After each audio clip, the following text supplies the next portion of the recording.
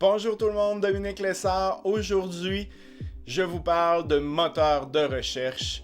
Oui, tout le monde utilise Google. Oui, c'est le plus utilisé au monde. Mais il n'est pas seul. Il existe beaucoup de moteurs de recherche et j'en ai sélectionné 5 qui sont dans mes coups de cœur. J'en utilise d'autres, mais ces 5-là sont effectivement dans mes favoris. Je les utilise presque tous les jours. Je vais vous en parler. Je les ai sélectionnés de façon à avoir un moteur de recherche axé sur l'éthique, un sur la confidentialité, un pour les enfants, un qui va être axé sur la connaissance et un que j'utilise beaucoup. C'est le dernier que je vous parle, mais celui-là, je l'aime bien, qui est très niché. Regardez ça. Et on va aller tout de suite sur le PC regarder ces moteurs de recherche. Mais je vous parle aussi du filtre.com qui est mon site web et aussi maintenant un blog. Vous pouvez aller sur le filtre.com pour vous inscrire à mon infolettre où je vous envoie toutes les semaines un petit courriel avec mes découvertes de la semaine. Mais là, on s'en va sur le PC regarder ces 5 moteurs de recherche qui sont dans mes coups de cœur. Ok, le premier moteur de recherche que j'ai décidé de vous montrer, c'est Ecosia.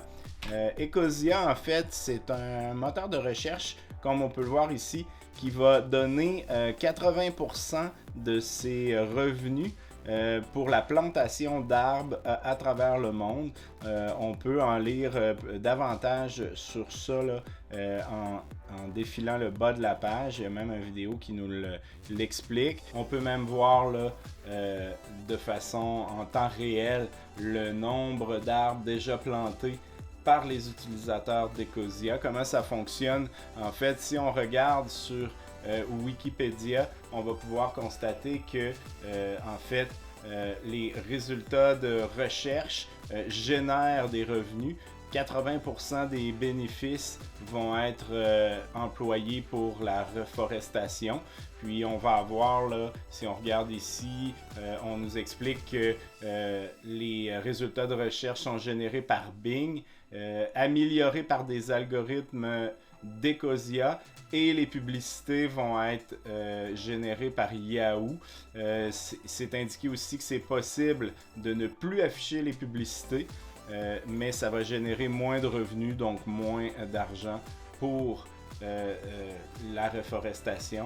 Et on voit aussi que c'est un moteur de recherche allemand qui a été créé en 2019, donc ça fait 11 ans qu'il replante des arbres. Donc, je trouvais que c'était d'entrée de jeu un moteur de recherche intéressant à vous proposer. Donc, ma suggestion, on le met dans nos favoris. Puis, quand on fait des recherches plus simples, ben, on les fait par Ecosia, donc on participe à la reforestation. Alors maintenant, on va passer d'un moteur de recherche axé sur l'éthique vers un moteur de recherche axé sur la protection de vos données personnelles.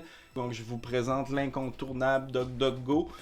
En fait, c'est un moteur de recherche qui va avoir comme mission d'éliminer la bulle comportementale. Qu'est-ce que c'est? En fait, c'est que lorsque vous faites des recherches sur Google, Google va placer des traceurs pour analyser votre comportement et orienter les résultats de recherche sur votre comportement. Donc, ça l'élimine une grande portion des résultats de recherche possibles. Google, c'est ce qu'il fait.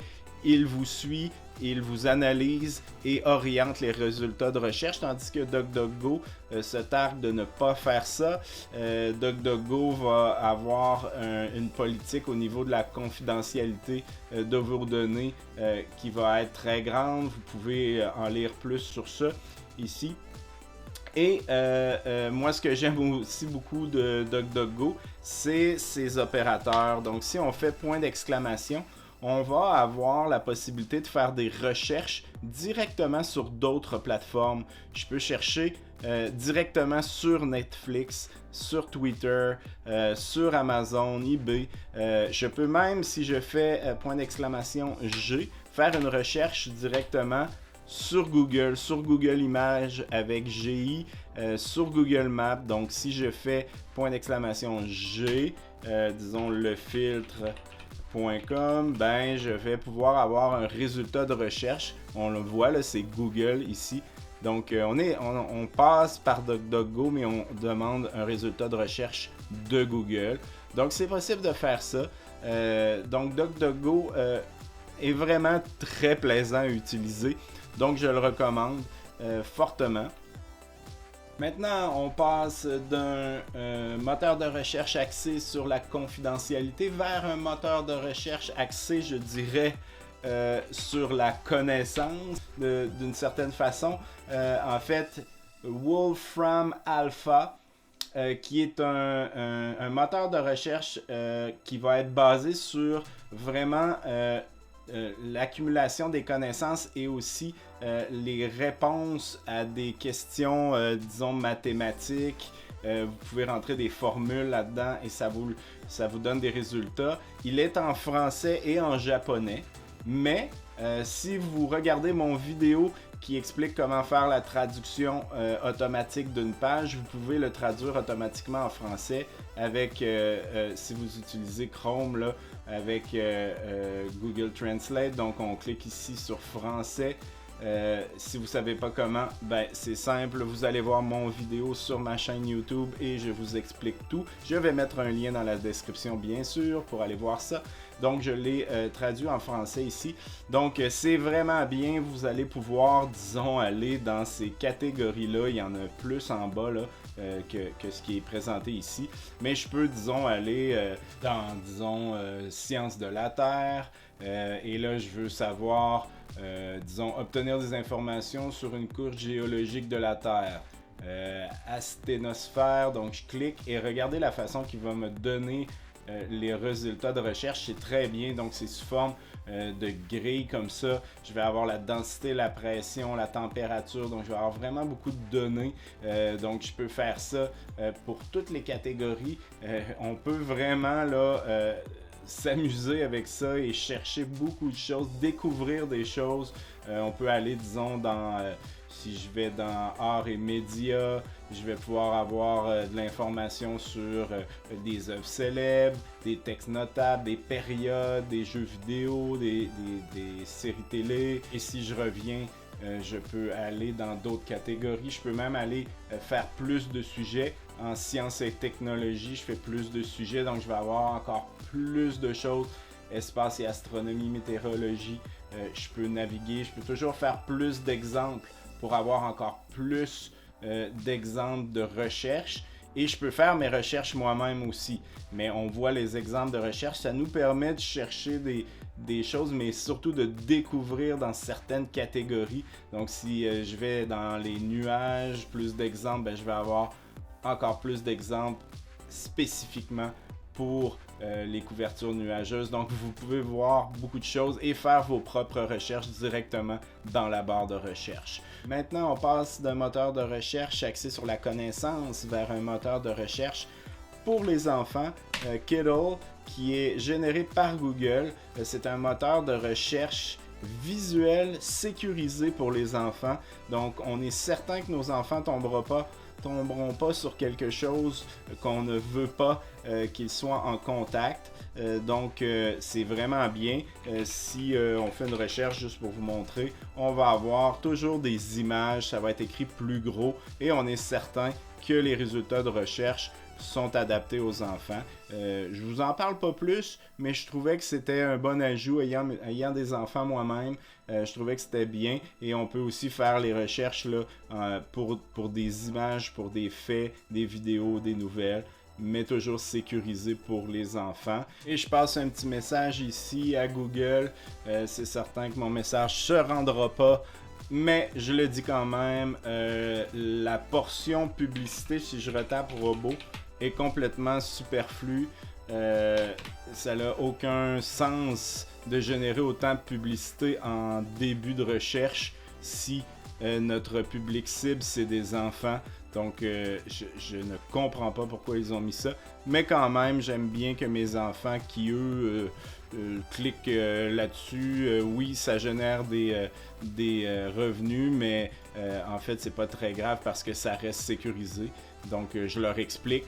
Et ils savent que dans le grand carré gris, c'est pas pour eux. Donc ils vont en bas et ils vont aller regarder les résultats de recherche plus bas, mais ça n'a aucun sens. Donc c'était mon petit point négatif pour ce moteur de recherche. Alors maintenant, on passe à un moteur de recherche très niché, mais qui est un de mes préférés, qui est Just Watch. En fait, Just Watch va nous permettre de savoir ou regarder un film ou une série télévisée. Donc c'est super simple. Si je veux, et disons, regarder Apollo 13, je tape Apollo 13 et je vais pouvoir ouvrir la fiche et regarder au Canada. Et là, vous pouvez le changer pour votre pays. Au Canada, où je peux regarder Apollo 13 gratuitement, en SD, en HD, en 4K.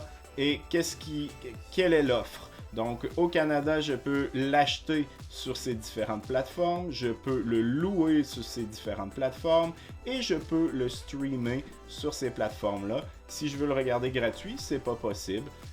Donc si je veux le regarder en HD, ben je vais avoir ça. Donc si je suis abonné à Apple TV, je le sais qu'il est dans la base de données et que je peux aller l'écouter. Et ça, on peut faire ça pour toutes les séries et les films qui sont dans leur base de données, mais il y en a beaucoup. Donc, pour les plus vieux films, et on se demande, bon, où je peux regarder ça, ben, c'est super utile.